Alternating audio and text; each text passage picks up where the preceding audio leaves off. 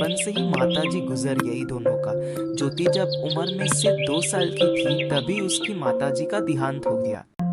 तभी से नैन ने उसे लाड प्यार से पाला, माँ का कमी कभी महसूस नहीं होने दिया। पापा सुबल जो गांव में ही बैलगाड़ी चलाते थे, बैलगाड़ी चला के जितना रोज मिलता लगभग पूरा ही दिन का खाने पीने में खर्च हो जाता। कितना करके मच्छी भाई?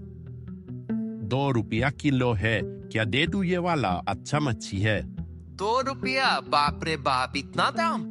सुबल मन ही मन सोचता है, दिन का ठीक से 2 रुपया कमाई में ही हो पाता है। एक मच्छी सिर्फ 2 रुपया में ले लूं तो बाद बाकी का सामान कैसे आएगा। अरे ओ भाई साहब, लेना है तो बोलिए, नहीं तो चलते बनिए, समय खोटी मत कीजिए। अरे उसे भगाओ, 1 हफ्ता से मेरे दुकान में सिर्फ दाम पूछ के वो चला जाता है। अब तुम्हारा दुकान मिला है उसे। सुबल कुछ सब्जी और चावल लेके घर की तरफ चला आता है और सोचता है, क्या दिन आ गया है। 2 महीना से ज्यादा हो गया है कुछ अच्छा खाना खाए हुए। वही रोज रोज सब्जी और भात, कभी कभी तो वो भी नसीब नहीं होता। 2 बेटी का भी हालत देखो, शिक्षा कुछ नहीं दे पा रहा हूँ पैसे की वजह से। कुछ दिनों से तो तबीयत भी खराब है, लेकिन पैसा नहीं है तो वैद्य जी को दिखाने जा नहीं पा रहा हूँ। ऐसे ही कुछ दिन बीत जाने के बाद, पिताजी खाने चलिए, खाना बन गया है। मेरा तबीयत ठीक नहीं लग रहा है सुबह से, तुम दोनों खा लो। क्या पिताजी सुबह से कुछ नहीं खाए? चलिए। ज्योति, पिताजी का तबीयत बहुत खराब है, मैं खाना लेके वहाँ पे जाता हूँ, तुम छोड़ दो। दीदी, पिताजी कैसे कर रहे हैं? नैन भागी हुई आती है। क्या हुआ पिताजी, क्या हुआ? लगता है मैं और ज्यादा देर तक जिंदा नहीं रह पाऊंगा। तुम नैन बचपन से ही ज्योति का जैसे ध्यान रखते हो वैसे ही ध्यान रखना। ये बात सुन के ज्योति रो पड़ती है। तुम रो मत, पिताजी ठीक हो जाएंगे, मैं अभी वैद्य जी को बुला के लाता। नैन भाग भाग के वैद्य जी के घर पहुंचती है। वैद्य जी जल्दी चलिए, मेरे पिताजी का तबीयत बिल्कुल भी अच्छा नहीं है। कौन है? अच्छा नयन तुम हो, ठीक है जाऊंगा, लेकिन इतना सुबह सुबह तुम जो मुझे लेके जा रहे हो, तुम पैसा तो दे पाओगी ना? पैसा? ओ पैसा? पैसे के बिना तुम्हें तो पता ही है मैं काम नहीं करता और मैं जा भी नहीं पाऊंगा। नैन परिस्थिति को देखते हुए झूठ बोल देती है। हाँ हाँ, वो पैसा है ना, लेकिन घर पे मैं तो लाई नहीं यहाँ पे। आप चलिए, मैं जाके दे दूंगी सारा पैसा। बाद नैन के साथ चला जाता है। घर में जाके देखती है सुबल लेटा हुआ था। ये कुछ दवाई पिला दो, ठीक हो जाएगा। हाँ हाँ, मैं समय पे दवाई दे दूंगी। अब मेरा पैसा दो। वो जी हिचकिचाती दरअसल बोलती है। मेरे पैसे तो सब अलमीरा में रखा हुआ है और अलमीरा की चाबी तो सिर्फ पिताजी के पास ही रहता है। आप थोड़ा कल तक का समय दीजिए, मैं पापा से थोड़ा सा ठीक हो जाने दीजिए, आपका पैसा दे दूंगा। उनसे पहले पूछ लो कि चाबी कहाँ रखा है। क्या नैन, तुम लोग तो लग रहा है झूठ बोलने में माहिर हो। पहले बताती तो मैं यहाँ पे आता ही नहीं। चैन का नींद सोने जा रहा था, उठा के लेके आ गई और पैसा भी नहीं दे रहे हो। मेरी बात सुनिए वैद्य जी, सच में मैं आपका पैसा सारा दे दूंगा। हम लोग गरीब है, लेकिन एहसान फरामोश नहीं कि आपका पैसा हम ना दे। बाहर बारिश थोड़ा कम हो गया है, मैं अभी निकल रहा हूँ, लेकिन कल तक मेरे पैसे मुझे मिल जाने चाहिए। बाहर निकल के घर जाते समय सुबल का बैलगाड़ी का 2 बैल बाहर ही खड़ा था। वैद्य जी की आंख पड़ जाता है उस सुबल के 2 बैल पे। अरे अरे अरे, सुबल का 2 बैल तो बहुत ही तंदुरुस्त है, पता नहीं क्या खिलाता होगा। खुद का खाने का पैसा नहीं, बैलों को खिलाने चला। मेरे तबेला में भी 2 ऐसा ही बैल का जरूरत था, पता नहीं सुबल ये बैल बेचेगा कि नहीं। वैद्य जी के घर घुसते ही वैद्य जी की बीबी लाज कमली बोलने लगती है। अरे ओ जी, कहाँ चल दिए? आप जो सुबह में काम पे गए थे उसका पैसा जरा दे के जाइए, नहीं तो आप तो खर्च दीजिएगा। अरे मत ही बोलो भाग्यवान, बेकार का ही गए हम, एक भी पैसा नहीं दिया।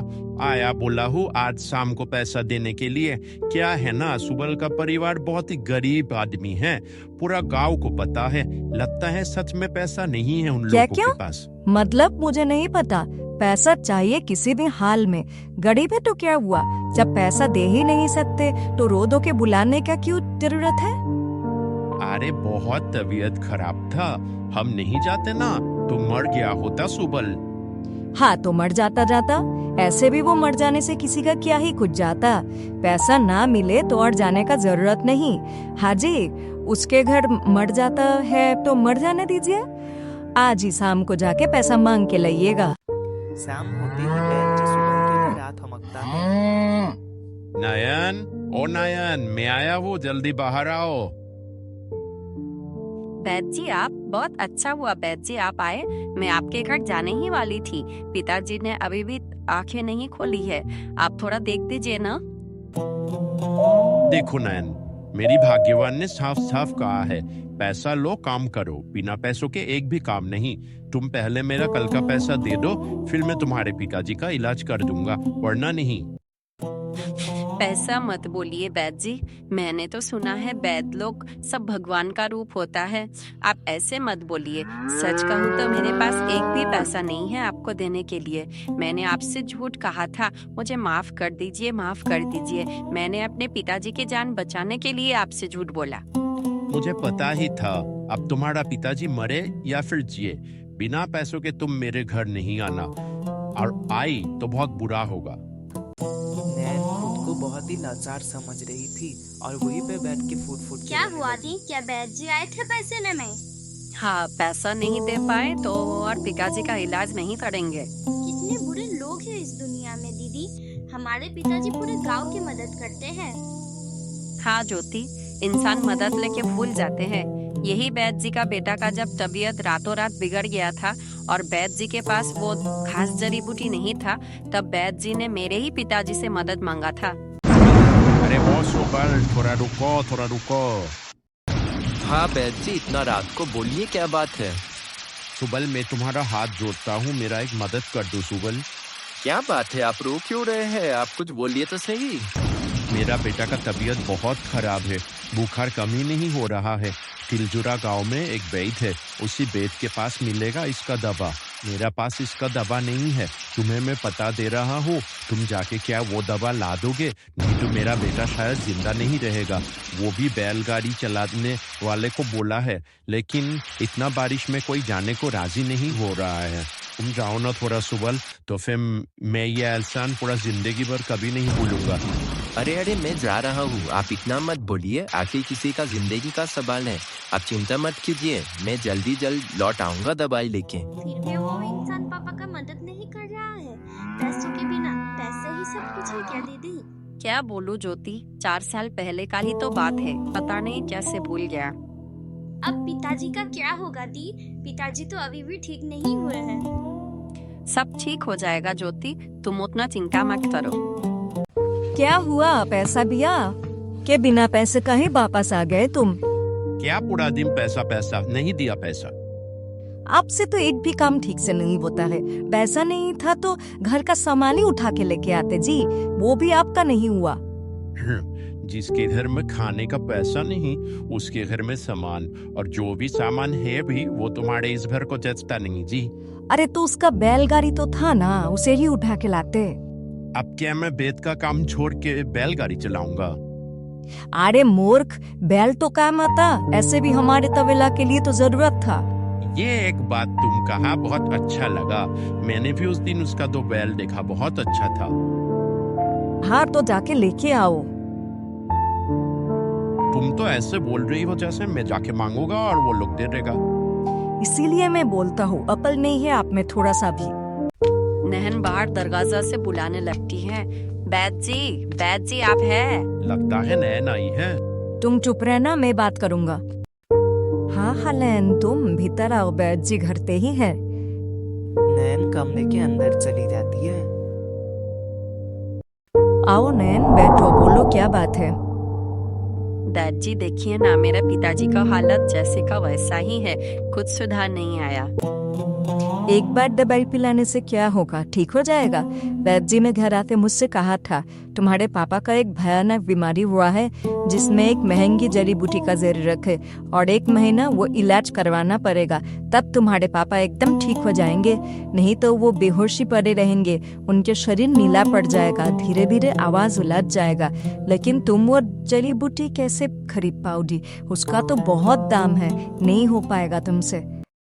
वैद्य मन ही मन सोचता है मैंने तो ऐसा बीमारी कभी नहीं सुना और नयन का पिताजी को तो ये सब कुछ नहीं हुआ है, वो बेहोश है कमजोरी के कारण, अच्छे से कुछ दिन खाना पीना खाएंगे, दवाई मिलेगा तो ठीक हो जाएगा। वैद्य जी क्या सोच रहे हैं, कुछ तो बोलिए।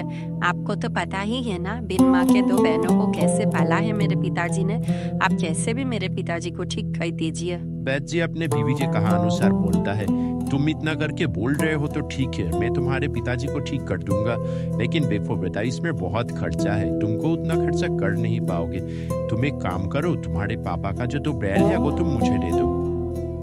क्या? लेकिन वो बैल तो पिताजी का सबसे प्यारा है। जान रहा तो सब ठीक, अब तुम सोच लो, नहीं तो पैसे से चिकित्सा करा लो। नैन और कोई चारा ना देखते हुए क्या करे वैद्य जी, अब पिताजी का जो हालत है और जो बीमारी आप बता रहे हैं, हम होना नहीं चाहते पिताजी को।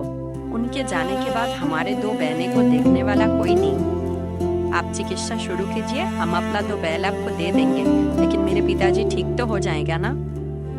हाँ हाँ मैं इलाज करूंगा तो जरूर ठीक हो जाएंगे। वैद्य जी मन ही मन सोचता है क्या क्या करना पड़ रहा है, राजकमली बिना 2 बैल खरीद ही लेते। एक हफ्तों से दैजी नैन के घर जाता और सुबल को दवाई देता। सुबल भी धीरे धीरे ठीक हो जा रहा था। नैन अब तुम्हारे पिताजी का इलाज करके मैंने पूरा ठीक कर दिया है, अब तुम्हारे कहा अनुसार तुम्हारा 2 बैल तुम मुझे दे दो।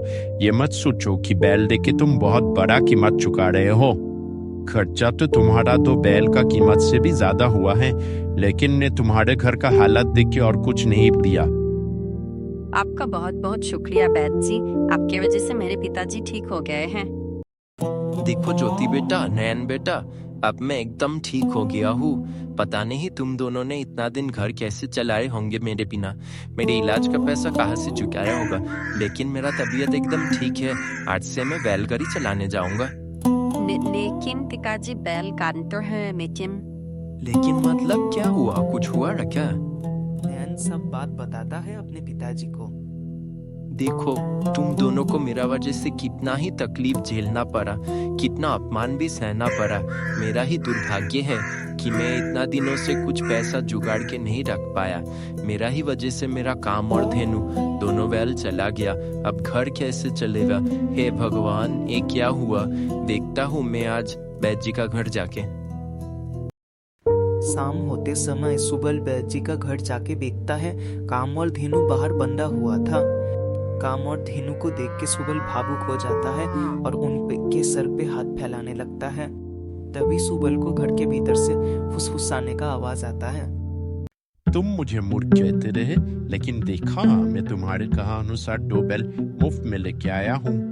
अरे वो तो मेरा ही बुद्धि से, मैंने ही तो डराया था नैन को कि उसके पिताजी और जिंदा नहीं रहेंगे, तभी तो वो बैल देने के लिए राजी हो गया था। अरे उसका पिता को तो उतना कुछ हुआ ही नहीं था, 2 रुपया के बदले 200 रुपया का सामान। अरे मेरी बात मान के चलो तो बहुत ही जल्दी आपका भाई सरपंच से भी ज्यादा धन दौलत हो जाएगा हमारा। सुबल खिड़की के पीछे से वैद्य जी राजकमली का सारा बातें सुन रहा था। सुबल को और ये सब बात सुन के सहन नहीं हो रहा था, वो दरवाजा से आग बबूला होके अंदर आ जाता है। और वो धन दौलत आप लोग कैसे कमाएंगे? ठगी करके? तुम यहाँ पे कैसे? हाँ तुम यहाँ पे, और तुम चुपके हमारे घर में किस इरादे से आए हो? अरे मेरा कोई इरादा खराब नहीं है, मैं तो आपको धन्यवाद देने के लिए आया था और अपना काम धेनु को आपसे भिक्षा मांगने के लिए आया था, ताकि मैं बैलगाड़ी चला के धीरे धीरे आपका पैसा लौटा दूं। लेकिन आप लोग तो ठग निकले, मेरे नैन को भोला पाके आप लोग उसको ठगे हो। मैं सारा बात मुखिया को बता दूंगा और सुबह में बैठक बैठाऊंगा। हाँ हाँ जो मर्जी कर लो, अब बाहर निकलो तुम यहाँ से। देखता हूँ कौन तुम्हारे बात पे यकीन करता है। और ऐसे भी तुम्हें क्या लगता है गांव के मुखिया इनका खुद का भाई वो कभी तुम्हारे पक्ष में के बात करेंगे? मूर्ख, अब जाओ जाओ। सुबल रो रो के चला जाता है और मन ही मन बोलता है, हे भगवान, जीवन साथी को पहले ही छीन गया। बिन माँ के मेरे 2 बच्चियों को पाला, घर का काम बाहर का काम, पूरा गांव का मदद किया। जो लोग मेरे साथ आज ऐसा कर रहे हैं, एक दिन उनका भी मदद किया। लेकिन कैसा दिन देखना पड़ रहा है। यदि मैंने अपना जिंदगी में जानबूझ के कोई किसी का पाप नहीं किया हो तो इसका बदला मुझे चाहिए भगवान, इसका बदला मुझे बारिश के चाहिए। साथ साथ आसमान में बहुत जोर से बिजली कड़क उठा है, जैसे भगवान ने भी सुबल का बात सुन लिया हो। सुबल घर में जाके नयन को सारा बात बताता है। सब सुन के नयन और ज्योति फूट फूट के रोने लगते हैं। मैंने कभी सोचा भी नहीं था मेरे साथ ऐसा होगा। अब क्या होगा दीदी, हमारे पास तो और कुछ भी नहीं है, पापा के पास भी कोई दूसरा काम नहीं है, तो फिर अब हमारा घर कैसे चलेगा? ऐसे ही इतना दिनों से आधा पेट खा के हूँ। अब ने बोला कि इस वक्त पिताजी को अच्छा खाने का सख्त जरूरत है, इसीलिए। उफ छोटी, तुम थोड़ा चुप रहा करो। क्या बोली? आधा पेट? क्या नैन, मेरे लिए तुम लोगों ने आधा पेट खाना खाया? सच में ऐसी किस्मत मैंने दुश्मनों को कभी भी ना मिले। अगला दिन सुबह पंचायत पे गांव का कुछ आदमी, सुबल और बैद जी राजकमली मुखिया भी उपस्थित थे। हाँ बोलो सुबल, उतना रात कल मेरे घर जाके आज सभा बुलवाने का क्या जरूरत पड़ा? सुबल और नैन ने सब कुछ फिर से सारा गांव वालों के सामने समझाया, लेकिन झूठ है या इल्जाम? सरासर सरासर झूठ है। बाप रे बाप, आजकल तो भलाई का जमाना ही नहीं रहा। इस नैन के पिताजी मरने ही वाले थे, मेरे पति ने इलाज करके बचाया, अब मेरे ही पति को झूठा इल्जाम? वाह रे वाह। झूठ नहीं, सच। मेरे पिताजी ने सब अपने कानों से सुना और बैद जी ने बोला था कि बाहर से जड़ी बूटी मंगवा रहा हूँ, लेकिन मैंने तो एक भी दिन नहीं देखा। देखिए ना, अब इनका बैल हमारे पास है, काम तो और कुछ है नहीं। सुबल अपना बेटियों को कैसे पालेगा, इसीलिए झूठ पे झूठ बोल जा रहा है। फैसला तो पहले से ही तैयार ही है, लेकिन गाँव वालों तुम लोग भी कुछ बोलो। कुछ गांव वालों जो पहले से ही ठगे थे, दिल से बोलना नहीं चाहते थे, लेकिन पूरा गांव में वैद्य एक ही है। घर में कोई बीमार हो गया और वैद्य जी चिकित्सा में ही किया, और मुखिया जी भी उनके भाई, सभी को पता ही था आखिर में फैसला क्या ही होने वाला है। हाँ हाँ, लग रहा है सुबल ही झूठ बोल रहा है, सुबल ही झूठा। हाँ, उसके पास काम नहीं है, बैल खरीदने का पैसा नहीं, इसीलिए झूठ बोल रहा है। हाँ हाँ, पूरा गांव को पता है सुबल कितना बीमार था, लगता होगा बहुत पैसा उसे, इसीलिए बदले में लिया होगा गाय। इसमें गलत क्या बात है? आखिर में मुखिया फैसला सुनाता है। सुबल और नैन दोनों मेरे भाई पे झूठा आरोप डाल रहे हैं, क्योंकि अभी उनके पास उनका तो बैल नहीं है, और बैल के बिना तो बैलगाड़ी चलेगा नहीं, इसीलिए झूठ बोलने के वजह से मैं तुम्हें सजा भी दे सकता था, लेकिन तुम्हारा घर का हालत और तुम्हारा तबीयत देखते हुए मैं छोड़ रहा हूँ। लेकिन इसके बाद कभी भी वैद्य जी को कोई भी परेशानी नहीं हुआ तो मैं तुम्हें देख लूंगा और गांव से भी तुमको निकाल दूंगा। सी अरे भाई कब काम आएगा, अब वो तुझे परेशान भी नहीं करेगा, तो बैलों के लिए ऐसा फैसला सुनाया है। तभी बहुत जोर से बिजली कड़क उठता है। ऐसे ही 2 महीना बीत जाता है। सुबल कभी किसी का घर का आंगन साफ करके, किसी का खेती में काम करके जैसे तैसे सिर्फ खाने का जुगाड़ कर पाता। पिताजी, आप एक रोटी और लीजिए ना, है अभी। नहीं बेटा, तुम खाओ। लीजिए ना पिताजी।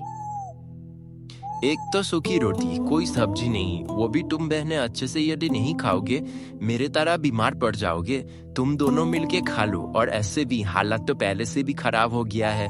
पहले सोचता था बेटी लोगों को अच्छे से पढ़ाई नहीं करवा पाया, अब सोचता हूँ बेटी लोगों को अच्छे से खिला नहीं पा रहा हूँ। जैसे तैसे दूसरे का बैलगाड़ी चला के दूसरे का खेती करके ये दिन गुजर रहे हैं। पिताजी, मैंने सुना है बुरा लोगों के साथ हमेशा बुरा होता है, लेकिन ये तो उल्टा हो रहा है। क्या पिताजी, भगवान को क्या दिखता नहीं है? भगवान के घर में पेड़ है बेटा, लेकिन अंधे में ही उन्हें जरूर दिखेगा। एक महीना बीत जाने के बाद। पता है सुबह से तबीयत कुछ ठीक नहीं लग रहा है जी, थोड़ा देख के दवाई दे दीजिए ना। तबीयत को अचानक क्या हो गया? कल तक तो बिल्कुल ठीक थी। अरे आप थोड़ा शाम को जल्दी घर आइएगा ना, थोड़ा काम में मेरा हाथ बटा दीजिएगा। क्या करूं बोलो? काम और धेनु के आने के बाद से ना जैसे काम नहीं रुक रहा है। शाम को जल्दी होगा तो चले आएंगे। ये तो आपने सच बोला है। वो 2 बैल आने के बाद से ना सच में वो बहुत शुभ है। तब से ही जैसे घर में पैसों का बारिश होने लगा है, काम रुक ही नहीं रहा। अच्छा हुआ हमने दोनों को हथिया लिया। अब वो दिन ज्यादा दूर नहीं जब हम पूरे गांव में सबसे अमीर होंगे। बेद जी अपनी सारा काम खत्म करके शाम को घर लौट के देखता है। अमली जमीन पर गिरी हुई थी। भाग्यवान, अरे ओ भाग्यवान, क्या हुआ तुमको? क्या हुआ? अरे और बोलिए मत, तबीयत बहुत खराब है, आँख नहीं खुल रही है, सुबह से सर भारी भारी लग रहा है। ये अचानक तुमको हो क्या गया है जी? दूसरे का इलाज कर रहे हैं, अब घर में ही ये हालत। दिन बीतता गया और दिन बीतने के साथ साथ राजकमली का तबीयत और बिगड़ गया। धीरे धीरे राजकमली का शरीर नीला पड़ गया था। वो और बिस्तर से उठ ही नहीं पा रही थी। आधा समय बेहोश हो जाती। बीमारी ऐसे जकड़ लिया था ताकि बेद जी खुद क्या बीमारी है पकड़ ही नहीं पा रहे थे। जो भी दवाई राजकमली को दिया जाता, एक भी दवाई उस पे काम नहीं कर रहा था। बेद जी सोच में पड़ जाते हैं, आखिर मेरा कोई भी दवाई काम नहीं कर रहा। ऐसा पहली बार हुआ है कि बीमारी कौन सा है मैं पकड़ ही नहीं पा रहा हूँ। लगता है मुझे अब दूर के गांव अपना गुरुजी के पास ही जाना पड़ेगा, जिससे मैंने ये बेद जी की कला सीखा था।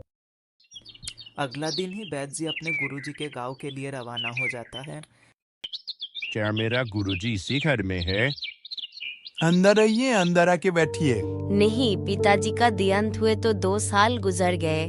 अब उनके बदले मैं ही उनका सब कोई चीज संभालता हूँ। तुम वही हो ना जो पहले वेद की कला सीखते थे? हाँ, लेकिन आप तो गांव में नहीं थे ना।